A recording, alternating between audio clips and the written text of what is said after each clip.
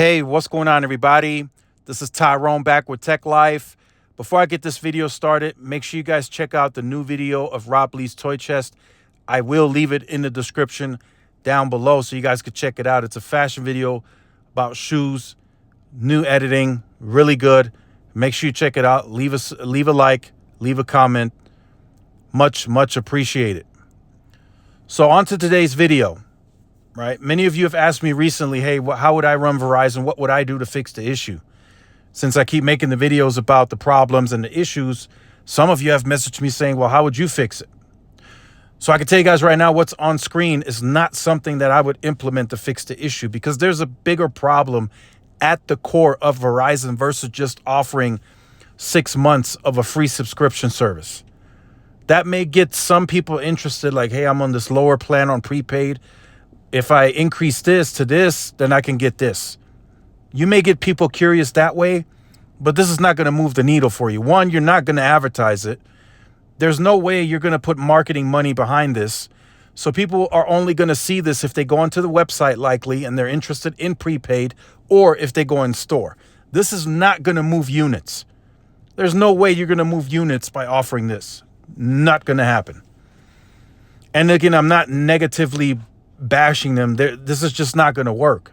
Why is it not going to work? Look at the recent quarter and look at the perks that they're offering on the postpaid side. It did not grow their traffic or their base at all. 12,000. That's not a lot. So how would I fix it?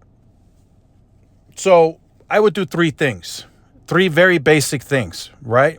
If I was in charge, if I became the CEO, and I don't want to give away too many trade secrets here, so just kidding. But here's what I would do. I would immediately fire the marketing person and whoever's in charge of social media. Those 2, they got to go. I need new blood in there. And I would have to work with them to seek new innovative ways on how to market the product. Not the plan, the product. Right? The plan, the marketing of the plan has its place. What about the product? Yeah, I've seen Verizon Ultra. What does that mean? Ultra. Is that a superhero? You know what I mean? It's the marketing is not resonating. The product is better. You have some very credible third-party scientific testing that is still saying that you are better at the metro core. There are crowdsourced maps out there that are still saying and signaling and showing that you have the largest network in the United States. Find a unique, attractive way to make sure that's resonating with your base and your new base. Put it out there. They're not doing it. They are not uniquely positioning themselves marketing-wise as to why you may be paying more for this plan. It's the product. Right now, we are potentially heading towards a pricing war, right? Verizon may budge, they may lower pricing, and then, it's going to hurt their financials, and then T-Mobile is going to look good because they're going to be like, well, we made Verizon lower their price. That's the position that Verizon is putting themselves in, because they are not dynamically adjusting marketing. So immediately I have to get rid of that mindset. I got to get rid of Diego. He's the person in charge of marketing, and I got to get rid of whoever's in charge of social media. I got to get rid of them. I have to find a unique way on how to market this product that is better and larger. If I have to get a couple of Verizon engineers to go to a rural place where T-Mobile doesn't have service and AT&T doesn't have service, but Verizon does, I got to uniquely position myself in that way. Now, I know there might be other places where T-Mobile and AT&T have service and Verizon doesn't, but I would be putting marketing pressure on T-Mobile to spend more to show me that. If I put that on the commercial, a short commercial, hey, look, this is the network you can rely on. I am here in this place. I have signal and the others don't. And by perception, you already win. Verizon already wins by perception. They now have to show, okay, this is why might be paying more, because it is a better product. It will resonate with people. You get what you pay for. And that is an opportunity that Verizon is just missing. I mean, that's an insane missed opportunity by Verizon. They used to somewhat do it, but then they kind of got away from it. And now the marketing is just like, okay, this is our cheapest plan. Come in. No, that's not going to work. There's no excitement behind it. You can't rally behind that. Right? They don't have the best promos, and they don't have the largest and fastest 5G network right now. So their messaging is out of touch.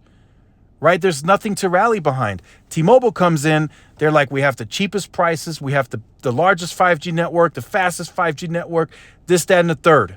Boom. And their entire workforce, the executive teams, they rally behind that and they push it. Verizon's just like, this is the welcome plan. It's $30. You get $960 if you come. If you don't, then you don't. That's what I get from that commercial. Now, I'm of course I'm exaggerating a bit, but that's literally what it is. There's nothing else to it.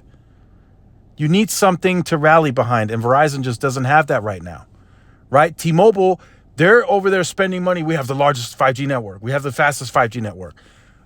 Verizon, we have the largest network, and we have the best network. I can rally behind that. I'm with you on that one. Let's go.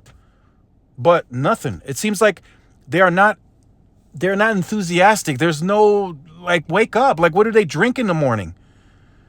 Do they wake up and drink nasty water? I mean, there's no motivation at all coming from their marketing. None. And that leads me to the second point, which I guess kind of ties into the marketing too. They have to challenge the competitors. They're not competing. There's no challenge, no competitive spirit from Verizon at all. Yeah, I've seen the couple of things they've been posting on social media, the T-Myth, and you know, today I guess they posted something about T-Mobile raising their late fees. It's not enough.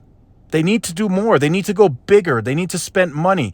They have more money, spent marketing dollars to make T-Mobile spend more marketing dollars.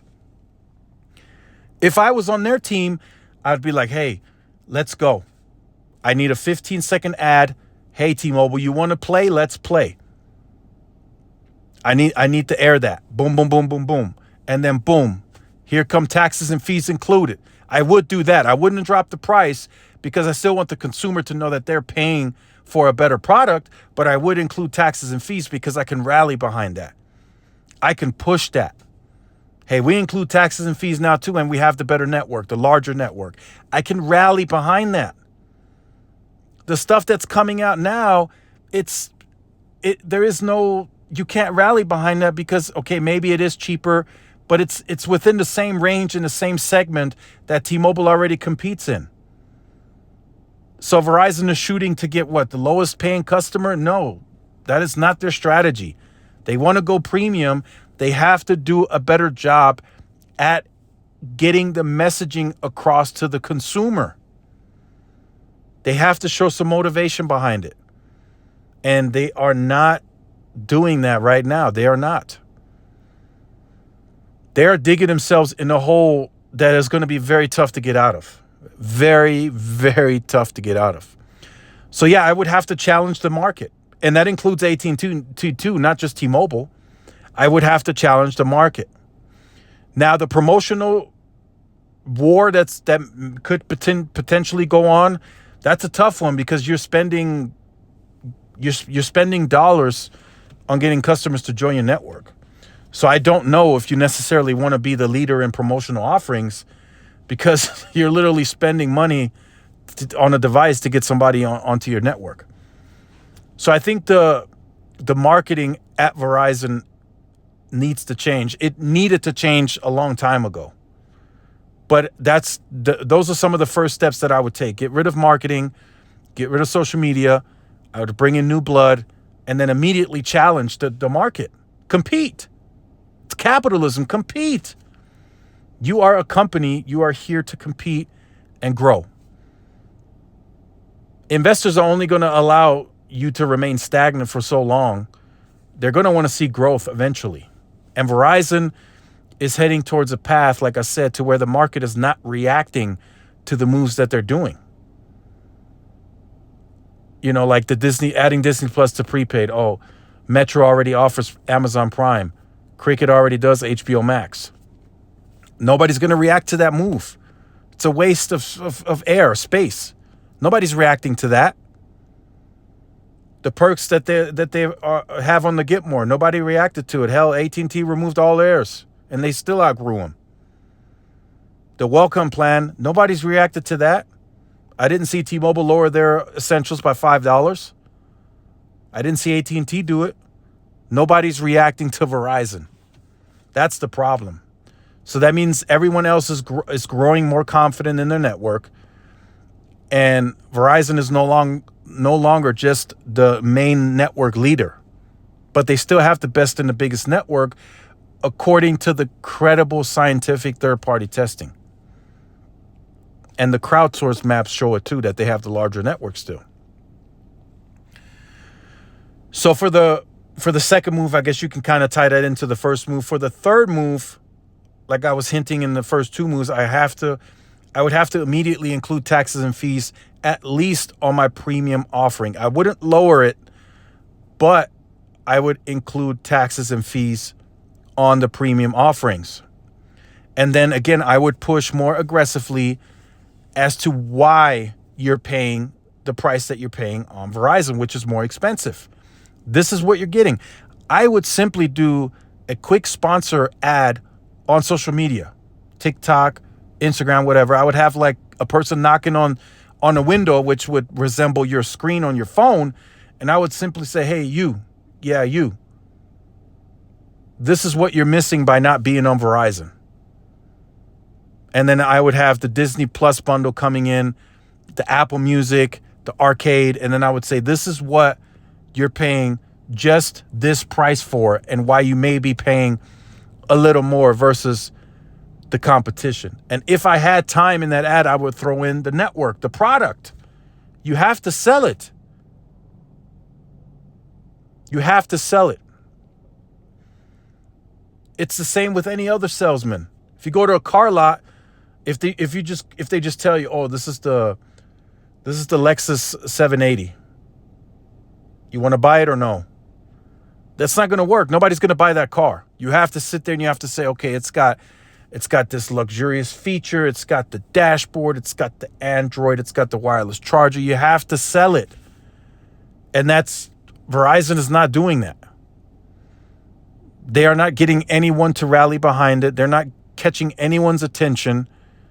And they're not competitive for one, and they're not challenging their competition. It's like, I'm Verizon, I'm the best, so be it. You want me, cool. You don't, you don't.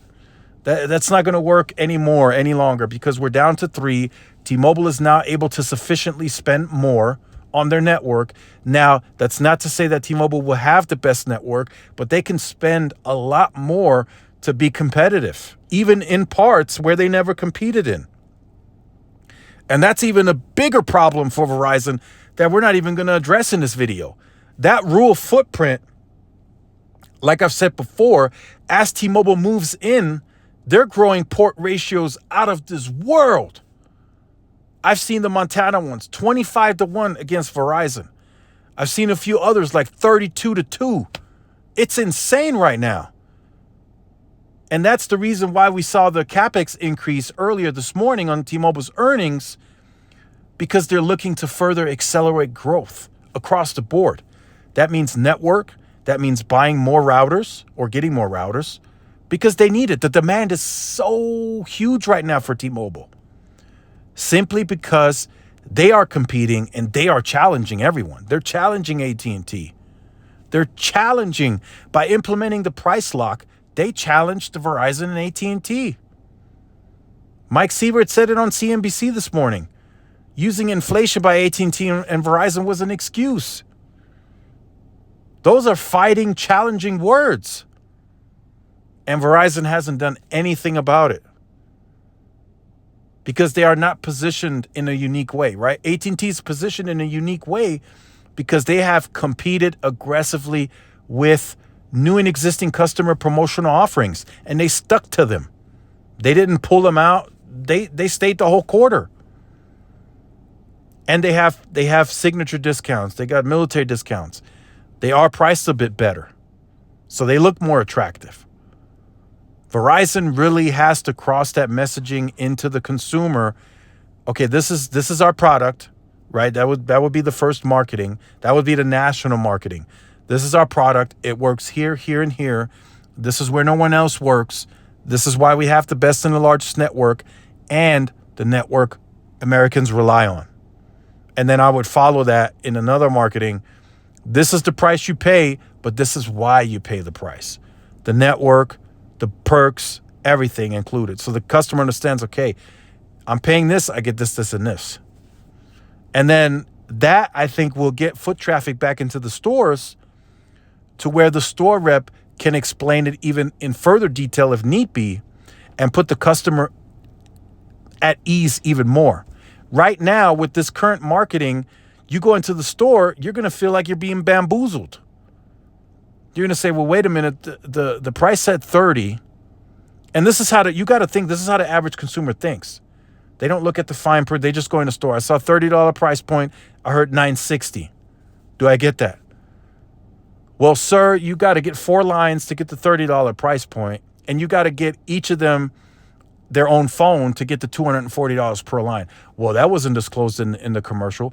And it's not really, that's how they get you into the store, but the customer's going to feel bamboozled.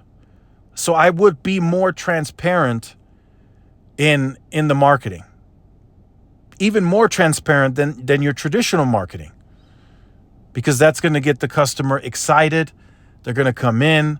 If they come in and it's not fully disclosed, then they're going to be like, they're going to feel bamboozled. They're going to be sad. They're going to be like, nah, I don't want to do the deal anymore. I'm going somewhere else. And as soon as they walk out of that door, you let them walk, they are now open to go somewhere else to buy.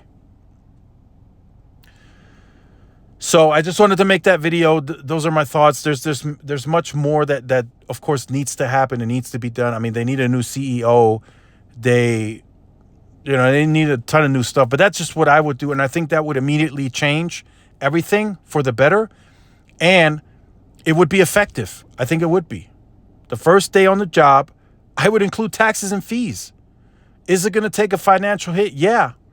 But at that point, you're changing early enough so you don't have to lower your pricing. And with the marketing changes and stuff, the foot traffic is going to come back into the green. So, again, those are just my thoughts. Let me know in the comment section what you would do different. Let me know in the comment section. Make sure you like, share, subscribe to the channel. Follow my social media outlets for more updates and interactions. This is Tyrone with Tech Life, and I will see you guys in the next one. Peace.